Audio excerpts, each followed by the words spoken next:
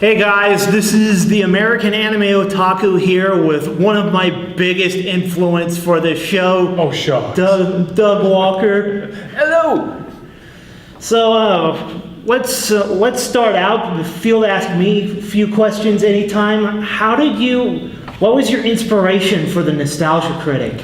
It was just kind of all the things I liked growing up. I liked Daffy Duck, I like Bill Murray, I like Lewis Black, I like Basil Fawlty. I sort of like all these famous jerks, and I was kind of going through that nostalgic phase I think everybody goes through, like sort of watching old movies and TV shows and stuff, but then a lot of them didn't hold up as well as I thought they would, so I was kind of like, wouldn't it be funny if there's a character that really took it personally that they didn't hold up? And it just kind of spiraled from that, because I love reviewers too. I love film critics, especially ones that are on TV like Siskel and Ebert and stuff. So it's sort of a big combination of all that. Yeah, I actually met Bill Farmer, the voice of Goofy, at D23. Oh, cool! I always want to go to D23. I've never gone though. Yeah, I'm based in the Southern California area, so D23 they hold that in Anaheim every 2 years, I think.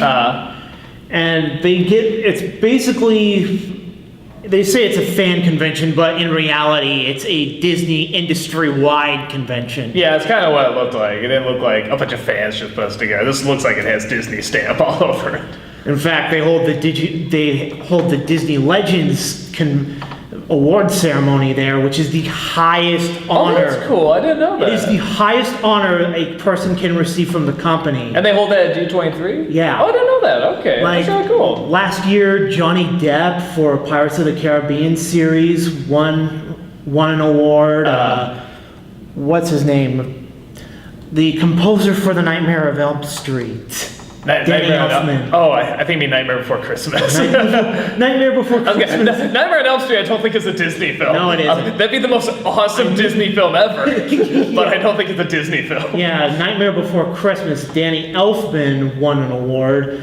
This year, Carrie Fisher is getting an honorary one. That's cool. Posthumous. Yeah. And also, Mark Hamill is getting one too. Very cool. So, you got your inspirations were like the critics like Siskel and Ebert. Yeah. Ebert and Roper. So, how did you start out? Was it like in your parents' basement or? No, it was in my parents' massage room because my mother was a masseuse.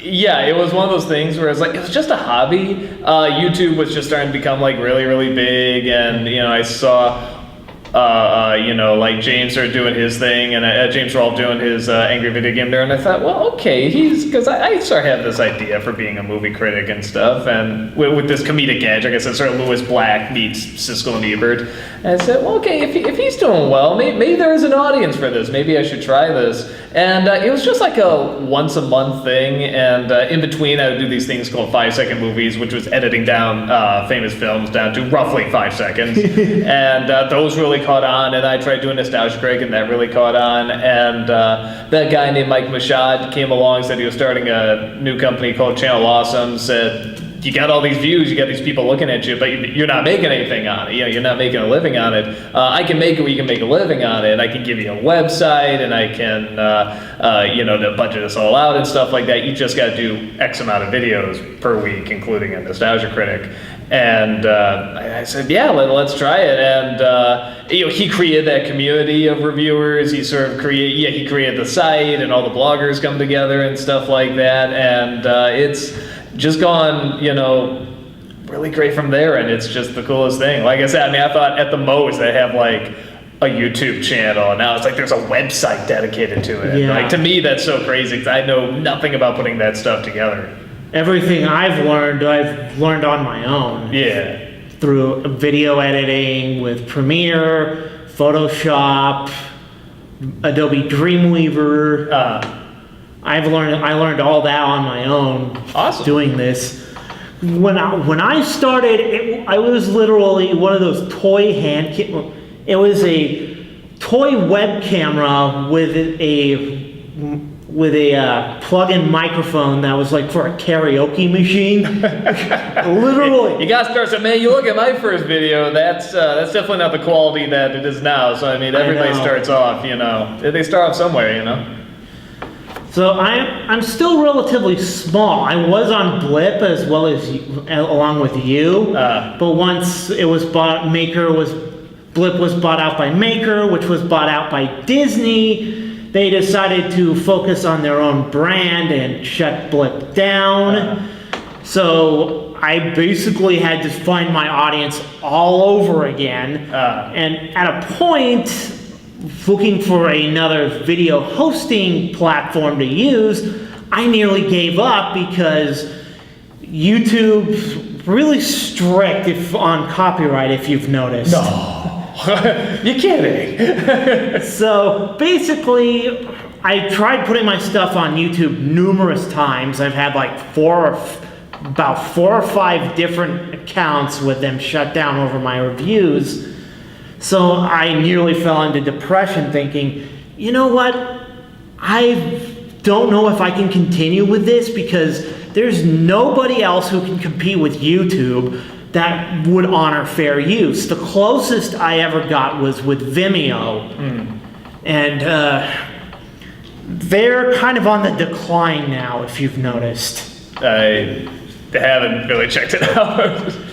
Recently, anyway. I know what they are, yeah. But, so, someone who I ran into at a convention said, why don't you try something out? There's this new site that came out this year, back in 2006, called VidMe. They are getting they started out small, but they're growing really quickly. So I checked it out. They actually honor fair use.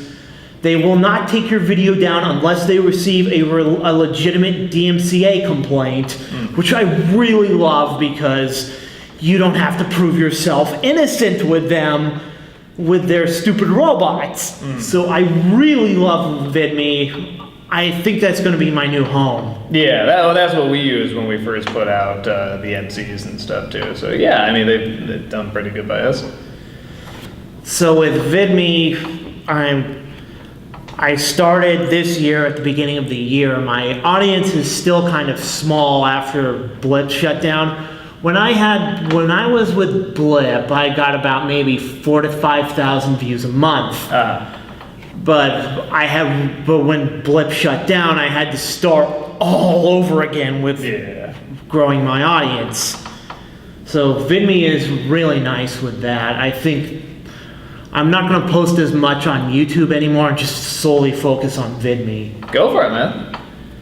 So, another question I have with you, what was your main goal when you decided, Nostalgia Critics run its course, I want to do something new? What was your ultimate goal with Demo Reel?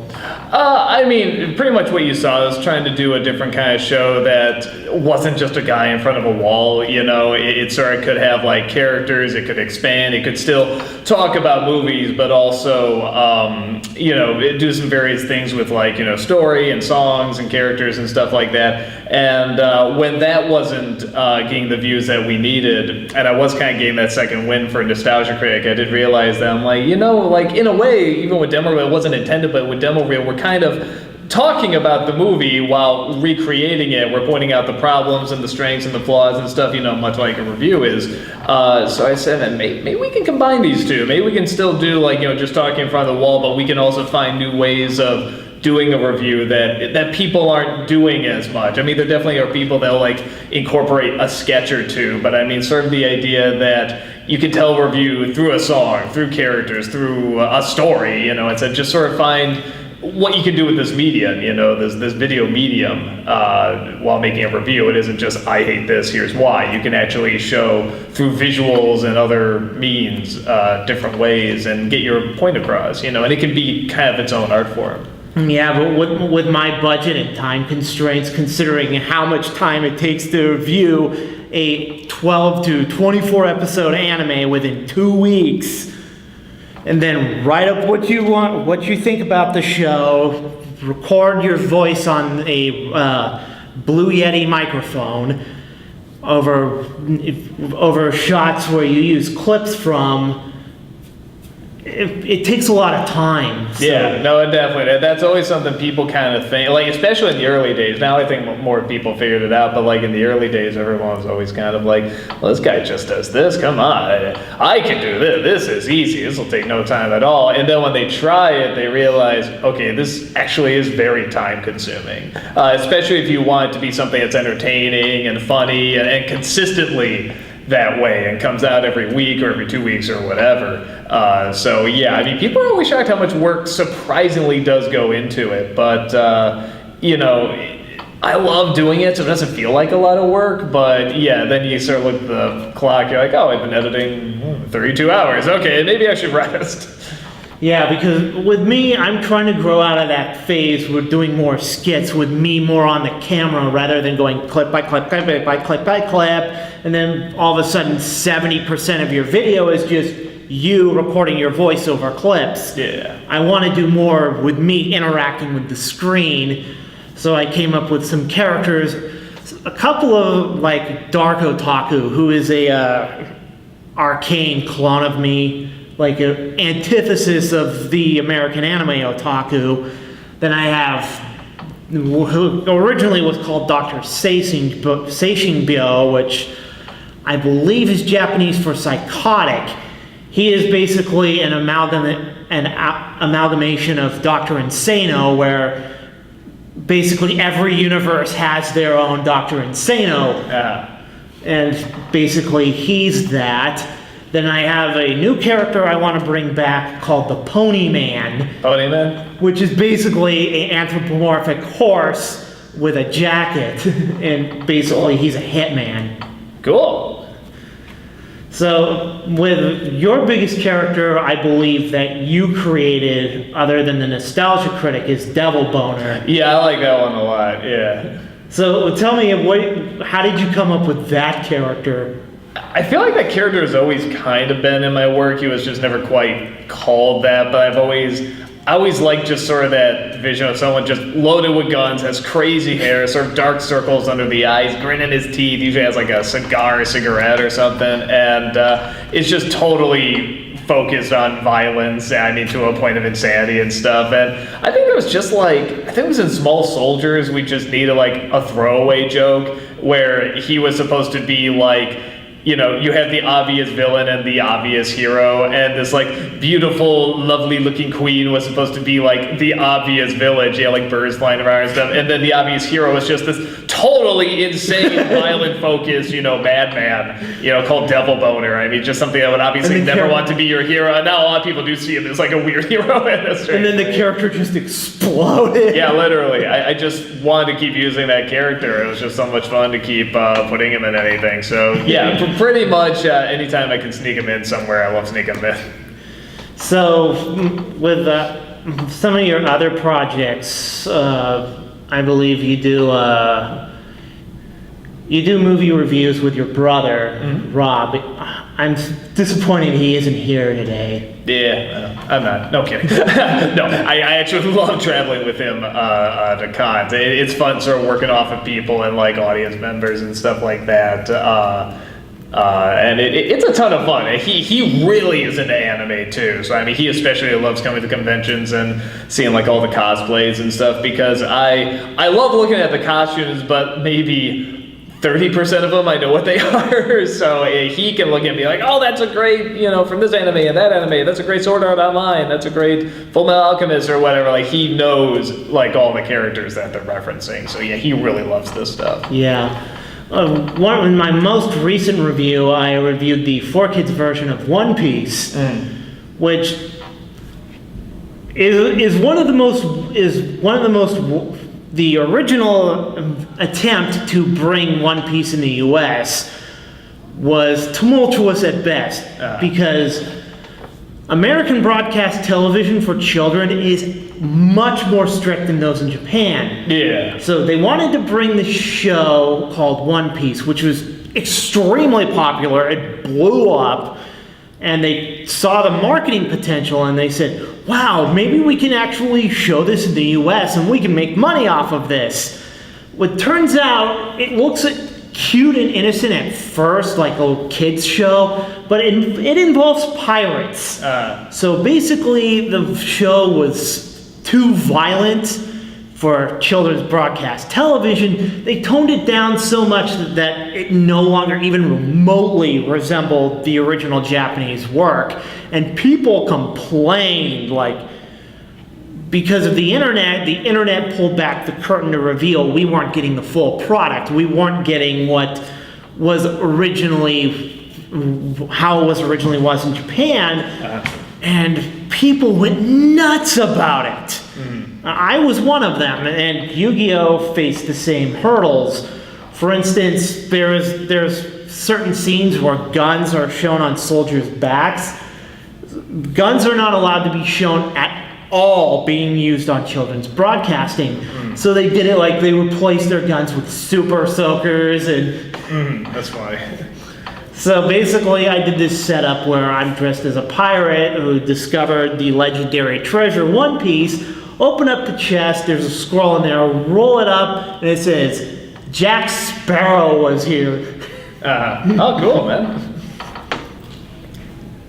So how is my next question is, where's the fair use going?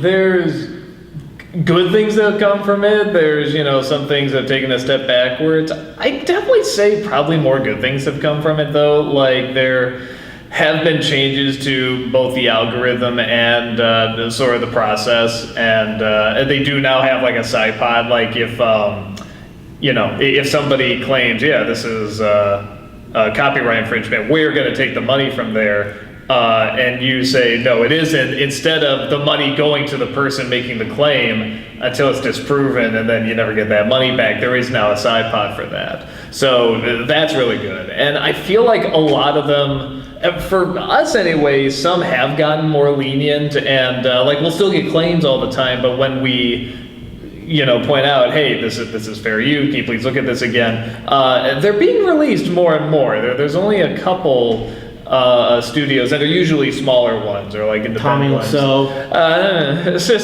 even he did eventually let one go. He tried to hit us twice, and the first time, he didn't really have any power. The second time he did, but he did eventually let that one go.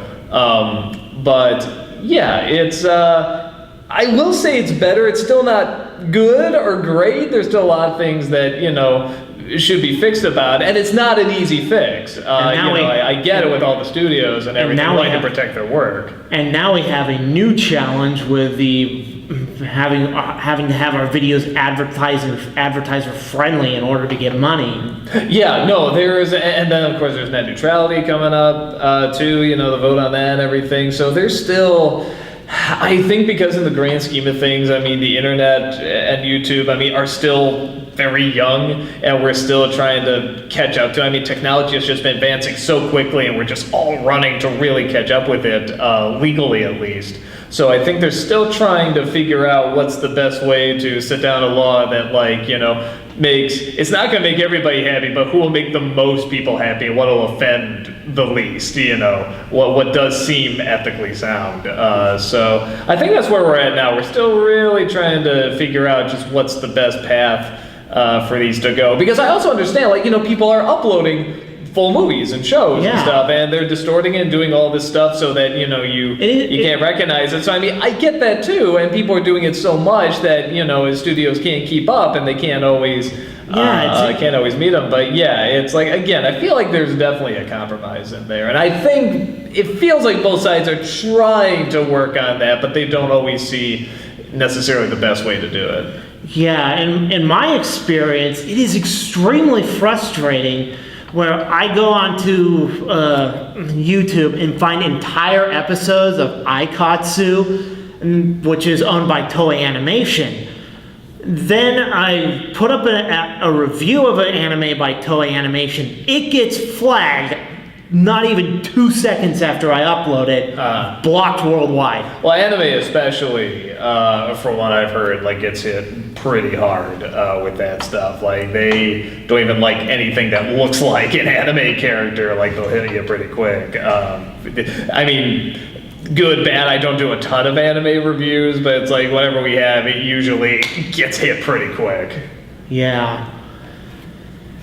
Then, which was frustrating because, yeah, I am doing something that under U.S. copyright law is perfectly legal. What they're doing is uploading entire episodes of a show, which is technically piracy, and I'm the one getting punished for it, not them. Yeah, I mean that's what's trying to be fixed, so that the people that really should be taken off and be stopped doing this, are stopped from trying to upload entire episodes and stuff. The people that are just using clips or reviews or for something, either for review or even satire and stuff like that, that is kept safe. Yeah. So what's next for the Nostalgia Critic? Where do you plan on taking it? I mean, it's one of those things where it's like I do have a few things planned, but I also kind of like just seeing where it naturally goes, because like a lot of times when I try to plan something like really, really far in advance, like things change or the environment changes or like, the atmosphere changes. So you kind of change with that too. You just kind of take it, where your surroundings kind of take you. So yeah, I mean, we definitely do have like definite reviews planned. We just did a release of one of our reviews. We did a release of that in a theater, and that went over great. It was really cool seeing that on the big screen. So we'll probably do more of those. We're trying to get a 10-year anniversary movie put together now with like getting the other reviewers in and stuff like that. I'm working on writing that right now. The Nostalgia Critic movie. Not quite that, but it is something we do want to show like in a couple theaters, when it's done. We do actually want to release on the big screen, and that was one of the reasons we did Suicide Squad on the big screen, is to see, will this, will people come to this? Will it work well? Can we have it under control and stuff? And people loved it, so we're looking to definitely do more of that.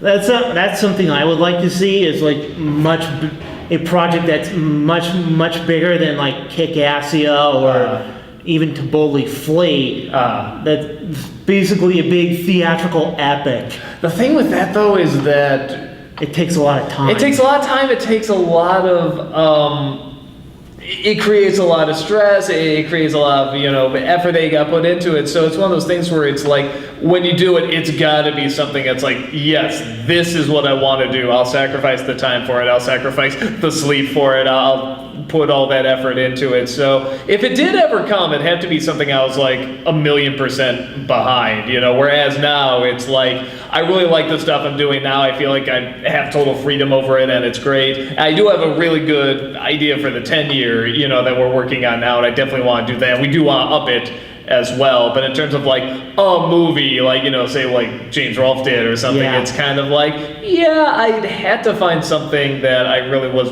willing to sacrifice a lot for it yet, and I haven't yet, and I'm not actively looking for it. But you never know. Especially because James said when you're married and have kids, your schedule is like 80% taking care of your family. Oh yeah, I mean, he's got another one on the way too. I mean, so that's let me put it this way: if you want to be a good father or mother, yes, a lot of it is taking care of your family. So if you want to be there and stuff, and obviously he does. So you did a little tie-in with the Nostalgia Critic with Mysterious Mr. Enter, where he did his worst movies of all time. Garbage Pail Kids, he mentioned, was number 2. I would definitely agree. I have seen the movie to confirm it. Freddy Got Fingered is much worse than Garbage Pail Kids. Yeah, I never did get through that one. I do hear that that's kind of the idea, that it's trying to be the worst film. So in a way, I almost take that as like, if I actually did put that number 1, that'd almost be like letting it win. So I don't know if I want to do that, but I haven't seen it. I just remember when it was being advertised, and I'm like, is this guy done yet? Can we stop giving this guy attention? And thankfully, after that movie, people did stop giving him attention. So, what other projects are you planning despite the Nostalgia Critic? With the Nostalgia Critic or not with the Nostalgia Critic? Either or.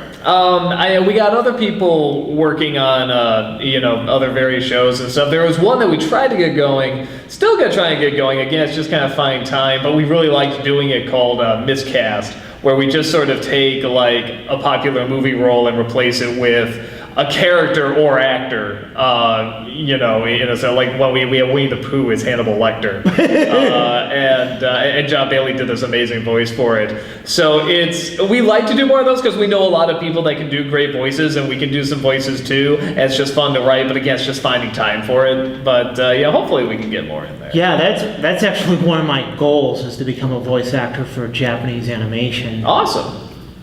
So I'm trying to get up enough money to afford a demo for getting my name out there. And to be a voice actor, you really need to live in the LA area. Thankfully, I do live in Southern California. Cool. So with the 10-year anniversary project you're bringing back, are you planning to bring back a lot of people like Spoonie, or even... We're looking to aim it more kind of on the the newer people we brought in. That's one of the reasons we like doing it, is we sort of like getting the spotlight on people that maybe weren't getting as much attention probably than they deserve. So it's kind of nice to bring them in and make. There's something I like too about getting just a whole group of people and characters together, because it's great just talking to the camera and stuff. I mean, my favorite thing is when I'm working off of people and just different personalities and stuff. So that was always one of the really fun things about the anniversaries. So we're gonna try and sort of bring in one or two from the old guard, but we're gonna try and bring in sort of people that haven't been in the past anniversary movies yet, and sort of try to put more focus on them. That's what I've always wanted to do, was a crossover review. Because I wanted to do something with other people to bounce things off of, make things more interesting, but they don't have the time or schedule most of the time, and it's really frustrating trying to do a crossover review with people. Yeah, it's tough. There's been a lot of people that we've been very lucky with the people we have had in our videos and doing either a cameo or a crossover and stuff like that. But for that amount of people that said yes, there's a large amount of people that said no as well, or couldn't do it, or sorry, don't have the time, or whatever. But you just keep asking, you just keep going, and see where it leads you. Like when I met James Rolfe, I said, hey, there's this game called Dragon Power, which was an adaptation of a game from Japan, from a show called, we all know, Dragon Ball.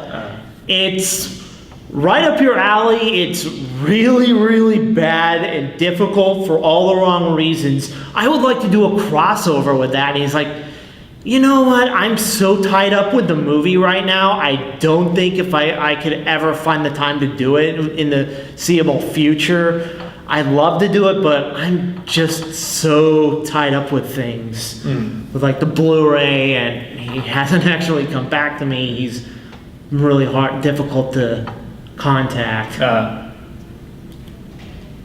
I can understand why. He's so busy with having a family, with doing episodes of The Angry Video Game Nerd, and he's tied up with other projects he's doing, like Monster Madness. You have Disney-cember. Yeah. So, what are you planning for Disney-cember this year? You usually plan it around this time. Yeah, no, I had to actually start it really early because I haven't seen any of these. It's the Disney Channel original movies, because a lot of people were asking for those. I haven't seen any of them. So I had to start from the very beginning and just go through all these. I did get through them all. Gonna hopefully start editing them soon. Get an early start. But yeah, they were some were okay, some were good, some were really bad. Oh yeah. Like you said, that the worst one last year for the Disney sequels, your worst one was Mulan 2. I think it was Belle's Magical World. That's probably the worst, because that was just not only the worst animated and acted and stuff, it was just the most forgettable. Mulan 2, yeah, it's probably a close second. That was really hard to get through.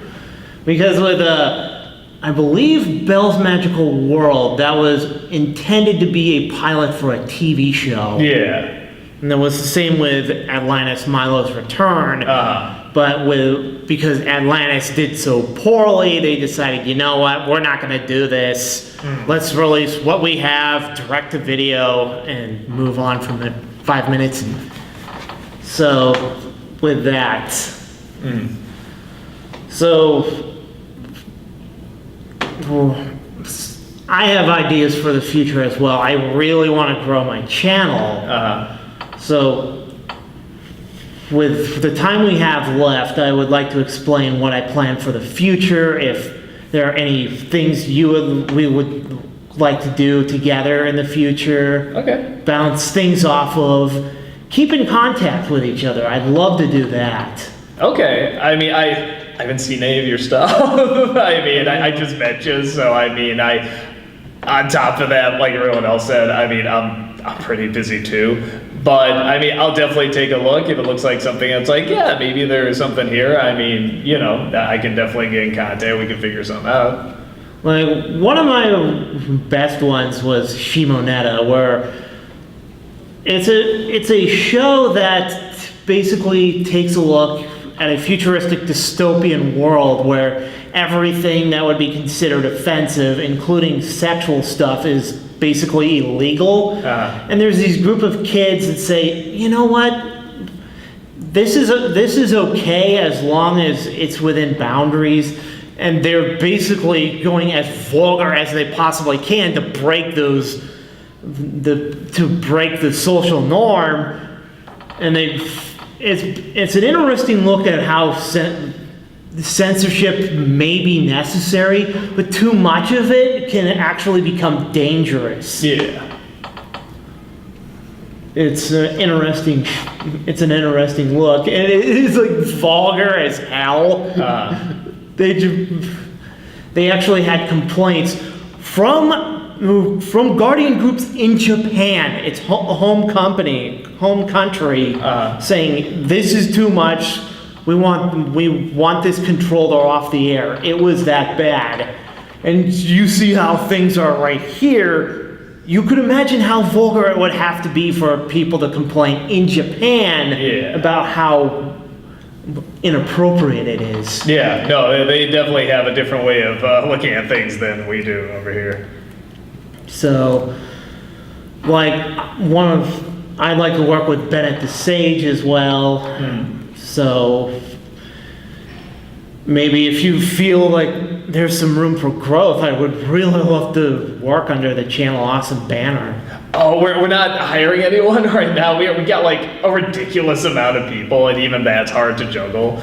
But yeah, no, usually when we do auditions and like open it up and stuff like that, we make like a big announcement and stuff. So yeah, just keep watching, and you know, maybe you can try out then. All right. Yeah. So it was really nice to meet you. Yeah, nice to meet you too, man. You are one of my biggest influences. I really would love to work with you in the future. It would really mean the world to me. We'll see what happens, man. So, awesome. Nice meeting you. Thanks so much, man. Nice meeting you too. We're just about out of time for this interview, so I'm going to cut things off here. This is the American Anime Otaku signing out.